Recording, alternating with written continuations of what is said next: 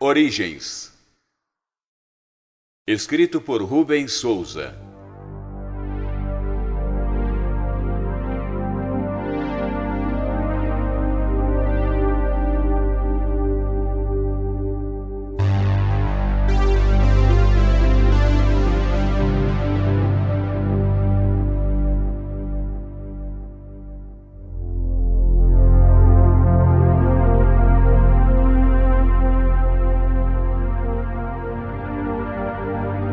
Podemos entender como o Sol nasceu e qual será seu destino, analisando outras estrelas, dentre as muitas que nossos telescópios alcançam em suas diferentes fases do ciclo estelar. Mas quando falamos em origens, estamos falando de um acontecimento único, o primeiro de seu gênero, algo sem precedentes. Não está acontecendo em algum lugar para que se possa comparar. Por isso, o tema é desafiador. Numa linguagem dinâmica e atual, dirigida ao público jovem, o autor aborda os aspectos considerados relevantes das diversas teorias sobre a origem do universo, da vida e da matéria, de forma perfeitamente compreensível, com explicações claras, conceituando os termos científicos para evitar pesquisas paralelas. A narrativa leva o leitor aos campos que delimitam realidade e ficção, numa fantástica viagem pelos estranhos caminhos do micro-universo subatômico, até as imensas estruturas formadas por superaglomerados estelares.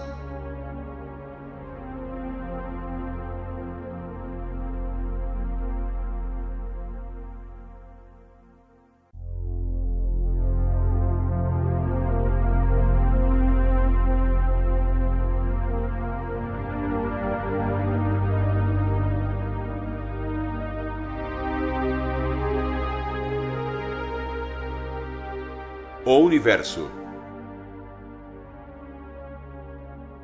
Uma característica que marca a espécie humana é a curiosidade. Muitos homens dedicaram suas vidas ao estudo da origem do universo.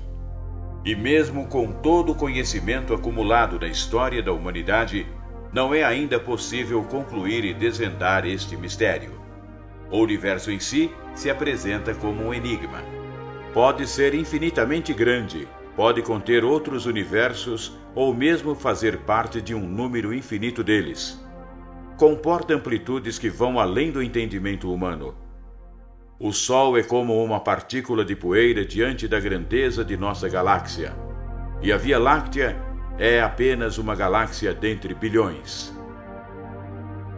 O avanço científico e tecnológico, principalmente nesses últimos anos, nos permitiu perceber nossa localização no espaço e no tempo do universo conhecido. Podemos entender o ciclo das estrelas e dizer como surgiu cada átomo do mundo no qual vivemos. Especulamos o mundo subatômico em busca da partícula fundamental que compõe a matéria e a nós mesmos. De certa forma, está tudo ligado numa infinita escala cósmica do micro ao macro. E quando falamos da origem e evolução do universo, estamos, na verdade, falando a respeito da nossa própria origem e evolução. Estamos intimamente associados ao cosmos. Somos feitos de material produzidos pelas estrelas. É justamente essa inquietude pelo conhecimento que nos faz diferentes, observadores, pesquisadores capazes de compreender as leis que regem o universo e talvez sejamos sua própria consciência.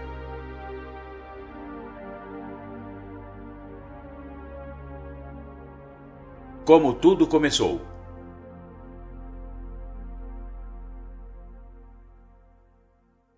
A teoria cosmológica amplamente aceita pela comunidade científica é a teoria do Big Bang. Foi proposta em 1948 pelo cientista russo naturalizado estadunidense Georges Gamow e o padre e astrônomo belga Lemaitre.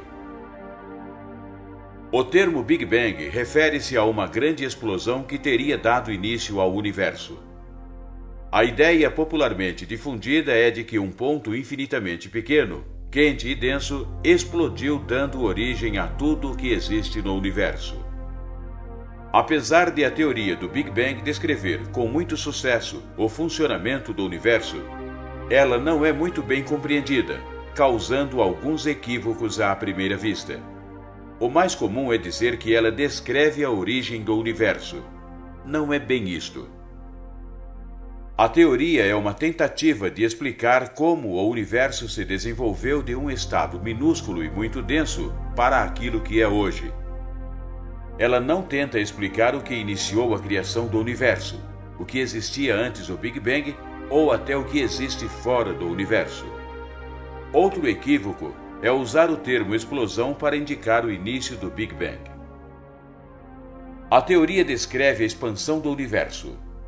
Embora uma expansão incrivelmente rápida, ainda assim não representaria uma explosão no sentido exato da palavra.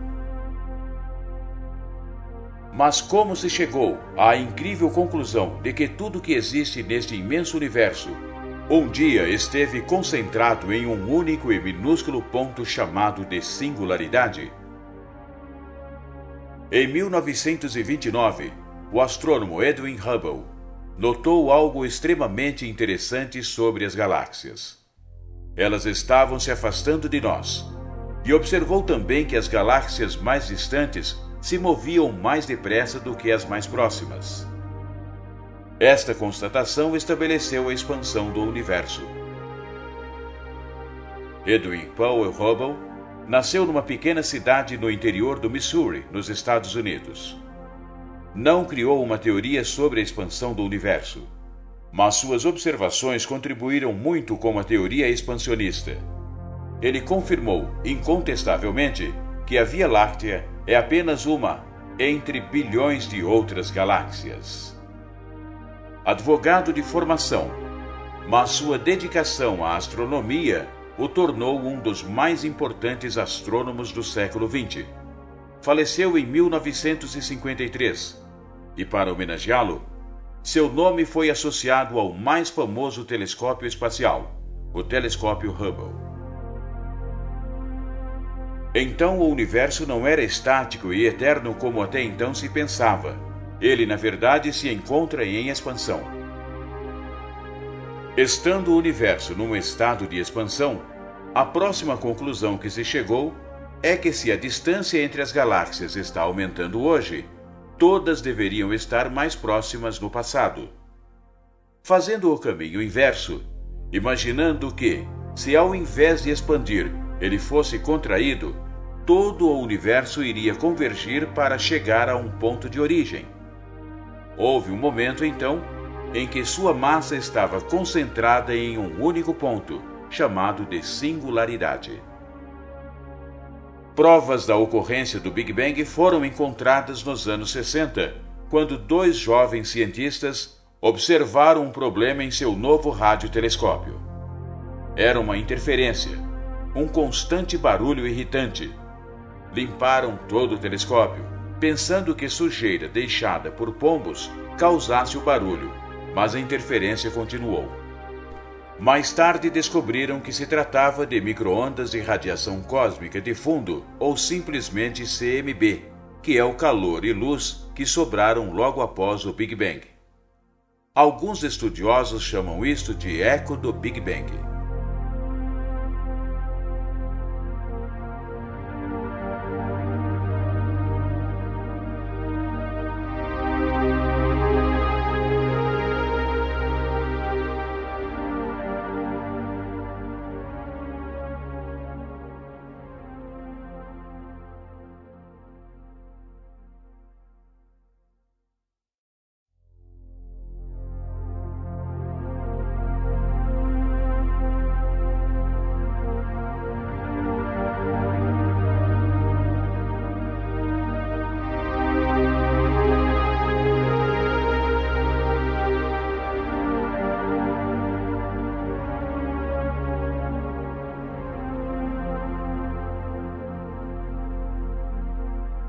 Efeito Doppler.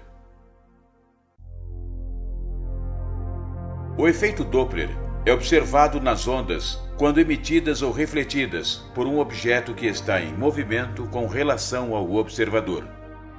Foi-lhe atribuído este nome em homenagem a Johann Christian Andreas Doppler, que o descreveu teoricamente pela primeira vez em 1842. Este efeito é percebido claramente no som, que é um tipo de onda mecânica, quando, por exemplo, uma ambulância em alta velocidade passa por nós. Percebemos que o som emitido fica mais agudo durante a sua aproximação, idêntico no momento da passagem e grave quando a ambulância começa a se afastar. Graças também ao conhecimento deste efeito, podemos determinar a velocidade e a direção do movimento de muitas estrelas, uma vez que a luz também se propaga em ondas. Este fenômeno, em ondas eletromagnéticas, foi descoberto de maneira independente. Ondas emitidas por objetos estáticos se propagam em todas as direções de maneira uniforme. Porém, quando a fonte das ondas está se movendo na direção do observador, cada crista de onda sucessiva será emitida de uma posição mais próxima do observador do que a última. Portanto, cada onda leva um pouco menos de tempo para alcançar o observador do que a última. E assim, há um aumento na frequência com que estas ondas atingem o observador.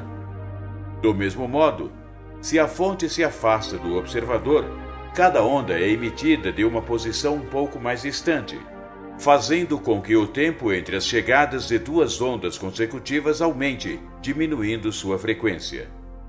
Para a luz, este fenômeno é observável quando a fonte e o observador se afastam ou se aproximam com grande velocidade. Neste caso, o espectro de luz recebida apresenta desvio para o vermelho quando se afastam e desvio para o violeta quando se aproximam. Podemos observar este efeito em estrelas.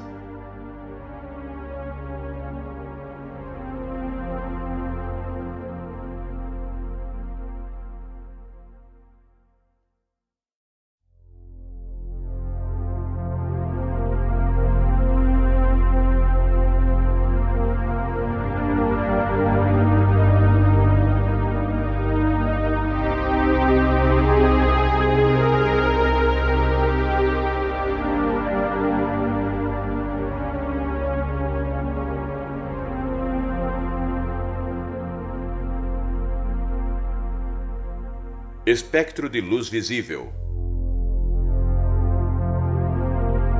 A luz branca é a mistura de cores. Quando a luz branca atravessa o prisma, ela se divide em seus diferentes comprimentos de onda e apresenta um arco-íris constituído de cores. Este padrão arco-íris é o que se chama de espectro.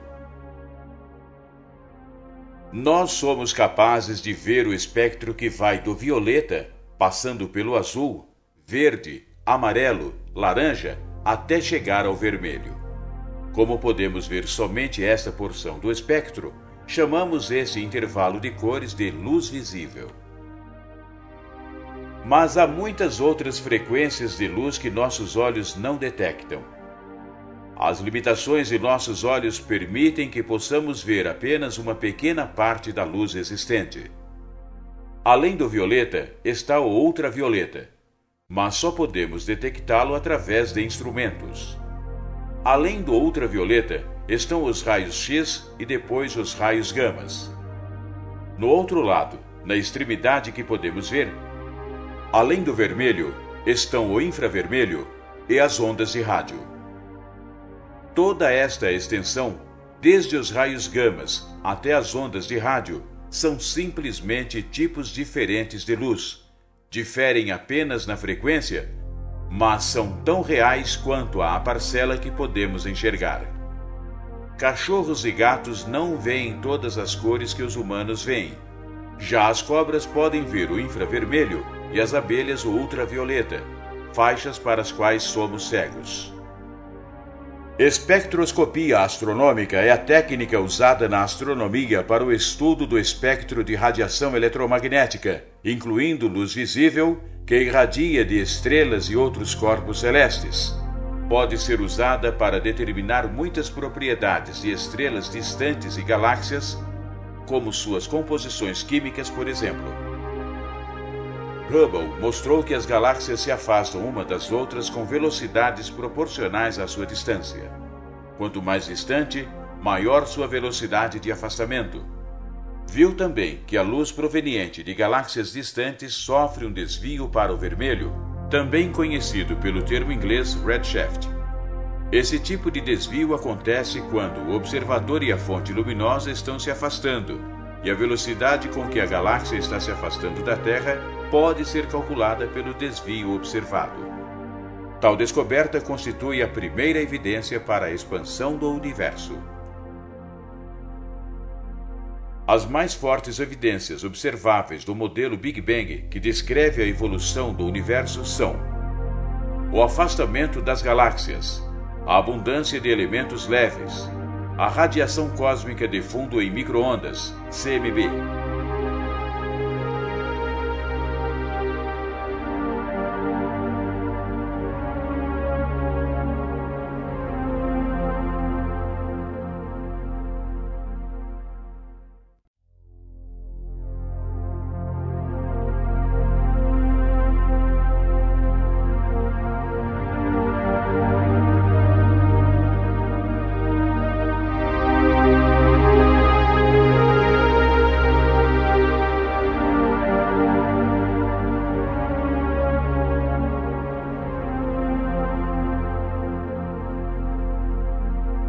Radiação cósmica de fundo, CMB.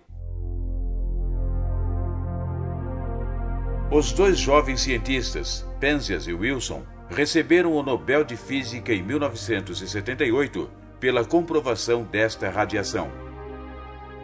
Esta forma de radiação eletromagnética havia sido prevista teoricamente em 1948 por George Gamow, Ralph Alpher e Robert Herman. A radiação cósmica de fundo em micro-ondas, CMB, é uma radiação eletromagnética que preenche todo o universo. Contém mais energia que a soma de todas as galáxias e estrelas que jamais existiram. Galáxias e estrelas são mais brilhantes, mas ocupam um volume muito menor. Quando somamos a energia da radiação de fundo em toda a sua extensão, ela excede a energia dos outros corpos em mais de 10 vezes. A radiação de fundo é então a forma de radiação mais significativa do universo. O ruído provocado por essa radiação está presente em cerca de 1% dos nossos aparelhos elétricos. Este ruído pode ser compreendido como um fóssil de uma época em que o universo era muito novo. Os cientistas usam esta estática para calcular a idade do universo, determinando cerca de 13 bilhões e 700 milhões de anos de idade. Mas existem outras formas de medir a idade do universo. A expansão do universo é mensurável ao se calcular o afastamento das galáxias. É possível fazer uma estimativa da idade do universo juntando informação sobre a rapidez com que ele se expande, a matéria existente no universo e, utilizando a equação da relatividade geral de Einstein, que considera o funcionamento da gravidade em grandes escalas. Podemos assim ver a história do universo em retrocesso e calcular quanto tempo demorou a chegar até o seu estado atual. Até há pouco tempo, a determinação da idade do universo era feita por uma suposição de que a expansão do universo teve velocidade constante, do passado até o universo atual. Porém, agora sabemos que isto não é verdade. Os efeitos da gravidade desaceleram a expansão. O universo pode ser mais jovem que 13 bilhões e 700 milhões de anos, que é o valor convencionado. Quão mais jovem? Depende de quanta desaceleração ocorreu.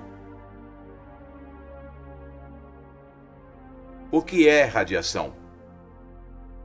Radiação é a propagação da energia. As radiações podem ser identificadas pelo elemento condutor de energia. Genericamente existem duas formas de radiação: a corpuscular e a eletromagnética. A radiação eletromagnética pode ser distinguida de acordo com sua energia ou frequência intrínseca, sendo que os tipos mais conhecidos são ondas hertzianas ou ondas de rádio, micro-ondas, infravermelho, luz visível, ultravioleta, raios X e raios gama. Já a radiação corpuscular, conhecida na forma de partículas com massa, tem como tipos mais conhecidos elétrons, prótons, nêutrons, muons e outras. Quando o universo tinha 1 microsegundo de idade, estava imerso num vasto mar de radiação. Era muito quente e denso. Nos primeiros momentos do universo só existia radiação. Durante os primeiros minutos de existência, as temperaturas eram tão altas que a radiação transformava-se em matéria e antimatéria, na forma de partículas e antipartículas elementares. Matéria e antimatéria foram criadas basicamente na mesma proporção. Essas partículas interagiam e se aniquilavam, liberando energia, que depois viria a tornar-se partículas e antipartículas novamente. O universo, de acordo com a teoria da inflação cósmica, começou a esfriar, pois experimentava um crescimento de volume extraordinário. Nesse momento, algo interessante aconteceu. Uma ínfima porcentagem de matéria sobrevive às aniquilações, e a antimatéria é praticamente eliminada do universo. Foi a partir daí que surgiram as partículas que resultaram nos átomos de hidrogênio e hélio. Tudo que existe foi criado a partir do resíduo que prevaleceu da matéria sobre a antimatéria. O que é a antimatéria? A energia pura do início do Big Bang produziu a matéria e a antimatéria. A antimatéria é uma imagem espelhada da matéria. A matéria tem uma carga elétrica e a antimatéria tem uma carga oposta.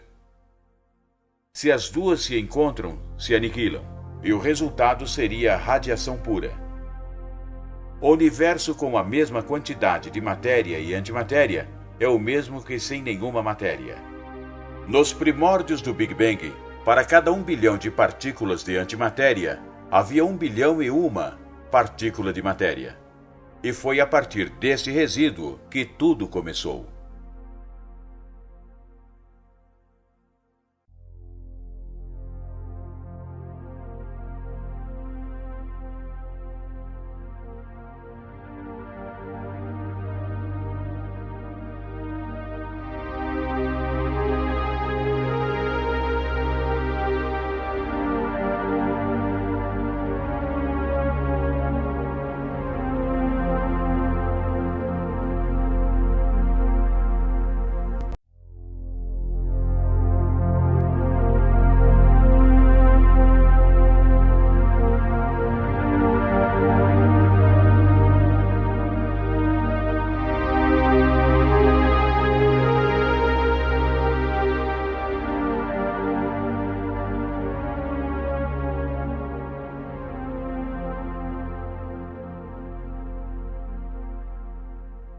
Inflação cósmica. Inflação cósmica é o nome dado ao crescimento exponencial pelo qual teria passado o universo no seu primeiro quadrilionésimo de segundo. Os primeiros instantes de existência do universo foram fundamentais para o seu desenvolvimento e ocorreram de uma maneira muito rápida para os nossos padrões de medidas de tempo. Logo nos instantes iniciais, seguiu-se uma curta, mas significativa inflação com o aumento rápido do tamanho do universo. De acordo com esta teoria, o universo teria passado de um tamanho incrivelmente pequeno para o tamanho de uma galáxia numa fração de segundo. A teoria da inflação cósmica foi proposta pelo matemático e físico americano Alan Guth, no início dos anos 1980, para explicar alguns aspectos da teoria do Big Bang, como o fato de o espaço ter a mesma radiação cósmica de fundo em qualquer ponto do universo. A radiação é exatamente a mesma em qualquer região do universo. Como um ponto pode ser exatamente igual a outro, localizado em outro lado do universo, sem estes nunca terem tido interação. Este paradoxo foi chamado de problema do horizonte. A teoria da inflação cósmica resolve naturalmente este problema. O fenômeno teria feito com que a expansão do espaço tenha sido muito veloz, além da velocidade da luz. Ideia que não se opõe à teoria da relatividade geral, segundo a qual nada pode se mover mais rápido do que a luz, uma vez que a inflação é a expansão do próprio espaço. Logo, regiões que antes da inflação poderiam ter estado muito próximas foram levadas para pontos afastados. As propriedades de todas as regiões do universo atual podem, então, ser as mesmas porque estas regiões estavam em contato antes da inflação. Outro problema com o modelo do Big Bang é o que se chama de planura. Os astrônomos entendem que a curvatura do universo é próxima a zero. Isto implica que a geometria do universo em larga escala deve ser plana. Até onde se pode ver, o universo se apresenta como uma vasta e monótona planície. Por que o universo começou praticamente plano? Por que a sua curvatura é tão próxima a zero? Se fosse maior do que é, o universo já teria colapsado e acabado há muito tempo. Se fosse menor, o universo seria quase que completamente vazio. Nada existiria se a curvatura não fosse exatamente como é, próxima a zero.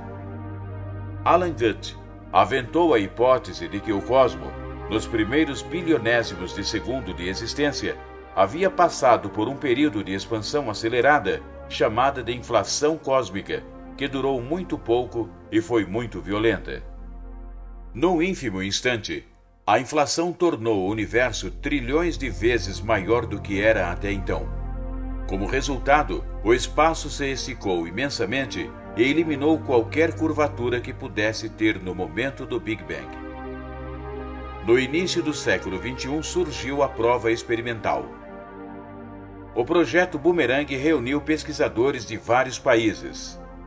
Este grupo obteve imagens do brilho do Big Bang logo após seu nascimento com uma nitidez sem precedentes.